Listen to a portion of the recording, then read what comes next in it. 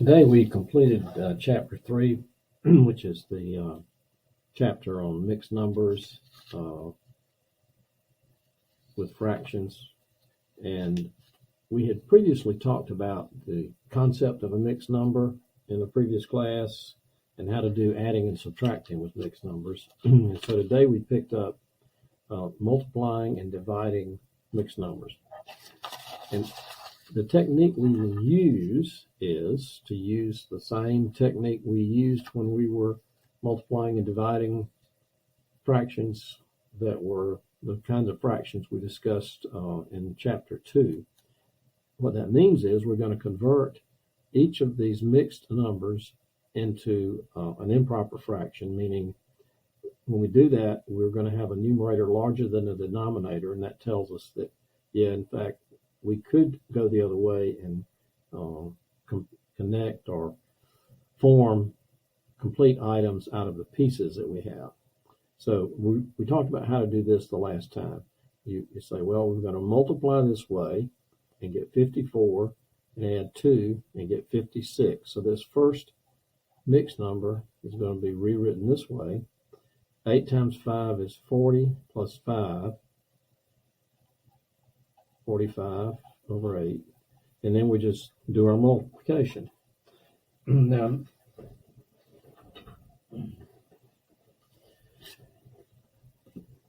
in the class, I made the point that if you will cancel out any common factors from the denominators to the numerators, then your work will be a lot easier when you get to the end to try to simplify it. So let me illustrate that. What I'm going to do is I'm going to say 9 goes into itself once. It goes into 45 5 times. 8 goes into itself once. It goes into 56 7 times. Now, I'm, in a sense, shortchanging you on factoring and canceling out common factors. So let me show you what I meant. Let's take the 56, for example, and take the 8. Well, I can factor 56 into 7 times 8, and 8 is 8. So if I have a setup where I have a 7 times 8 over 8, I can immediately cancel the 8. And that's what I did here and left behind a 7. The other thing they're wanting you to envision is they're wanting you to envision that you can put this problem together like this. All right. We do not have any reason necessarily to leave the separation between the two fractions. We can say, well, we're going to multiply a numerator and we're going to multiply a denominator, because in fact, that's what we're going to do.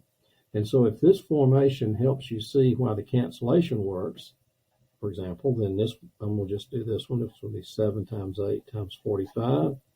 This will be 9 times 8, and you can immediately see how the 8 cancels. Likewise, the 45 could be written as 5 times 9, and the 9s would cancel. So after I do all of that, I wind up getting 5 times 7, and so the answer to this one is, in fact, 35. If you do not do this cancellation, I want you to notice the problem you have. You've got to multiply 56 times 45, and let me see, can you see that keyboard? I think so. 56 times 45, and we get, 2,520. So I get 56 times 45, which is 2,520, over 9 times 8, which is a little easier, which is 72. Now, notice that this could be, kind of a challenge. You might say, oh, no, I know how to do that. I'll just say 72 divides into 2,520. So if you have a calculator handy, it makes it a little easier, doesn't it? Divide by 72, and we're going to get 35. So if you're doing this work with a calculator, it might not be a great advantage to you to do the canceling out before you multiply. But if you're doing it by hand, or if you want to have an easier set of calculations to do in the multiplication side, go ahead and cancel out the common factors as you're able to. I'll try not to talk so much on this one. 8 times 5 is 40, plus 5 is 45 over 8. 3 times 2 is 6. 3 times 2 is 6, plus 2 is 8. You see where I'm going here? And I get 15. There's the answer. And let's see, here's the answer to this one. So I hope that wasn't too choppy for you.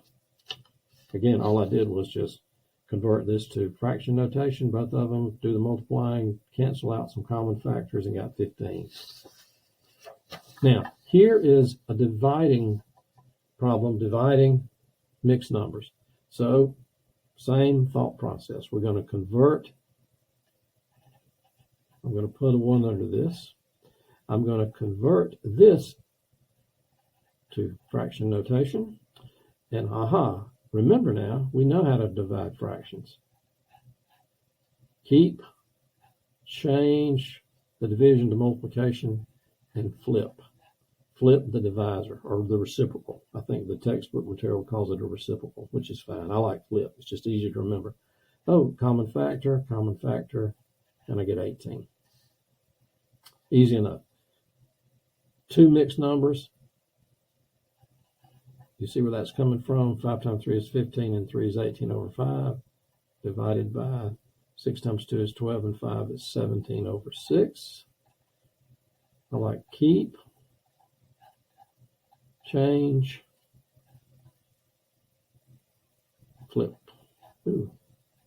Kind of nasty here. We're not going to have any canceling out, see? So this illustrates, this can be a little more work.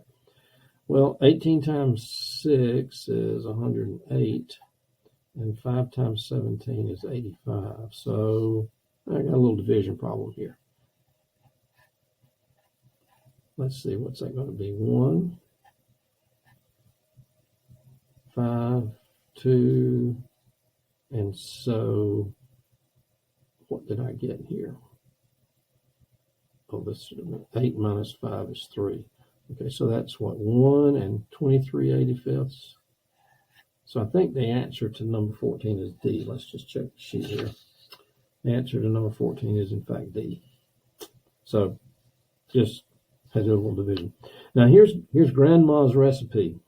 It's interesting to me how many times Grandma's recipe will show up on different problems and tests. You can look at Grandma's recipe and form your own conclusions about whether you would want to eat these cookies or not. I want you to notice one thing that Grandma's recipe doesn't tell us. It doesn't tell us how much flour. It does down here, says just add enough to stiffen it. So there's your opportunity to be creative, I suppose. Or you could go ask Grandma how much flour you think it's going to take. This problem says, I want to double the recipe, meaning I want to make 2 times the number of cookies.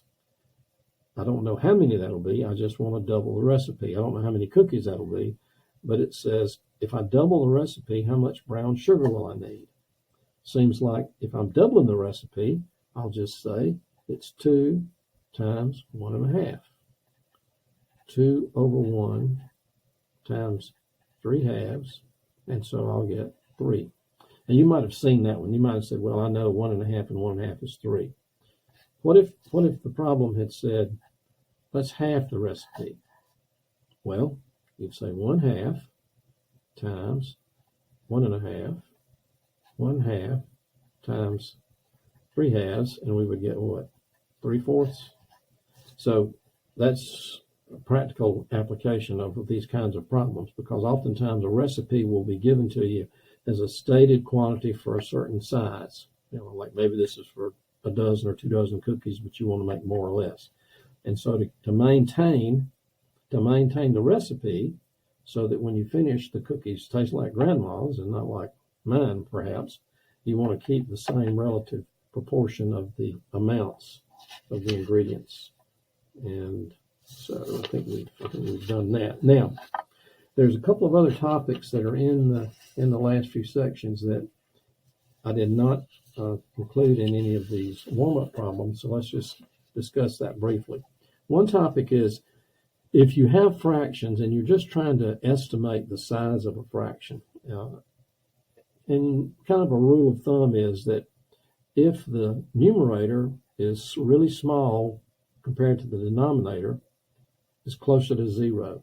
So think about this. If it takes 15 items to make the whole and you only have one, you just don't have many. So if you're trying to estimate this, you might say, well, that's about zero. On the other hand, if you had 8, you could say, well, that's about half or a little more than half. If you had 14, you'd say, well, I've got almost all of it. So again, now this is just for purposes of estimating. A complex fraction is where you have a fraction over a fraction. So it's two fractions in fraction form. The way you handle those is you just recall that this means division. This fraction bar means division. So you just turn it into a fraction division problem, keep, change, flip, and you get your answer. And the last thing that's in there is a repeat of the order of operations, where when we have a series of calculations to do with several steps, we do it in an order. We do the work in parentheses, then any exponents, multiply and divide in order from left to right before you add and subtract in order. Now, in order means in order that it's given to me in the problem. Now, you may have problems where the order that's given to you might have the division calculation done before the multiply calculation. Let me say that again. The order given in the problem might have division done before multiplication. And if that's the case, you in fact do the division before the multiplication. The reason why we say it this way is it's just something that we can make a word out of, PEMDAS. Don't get confused. It is do multiplying and dividing before adding and subtracting, but you do each of these in the order that the calculation appears in the problem as it's given to you. And I think that's all we can do today.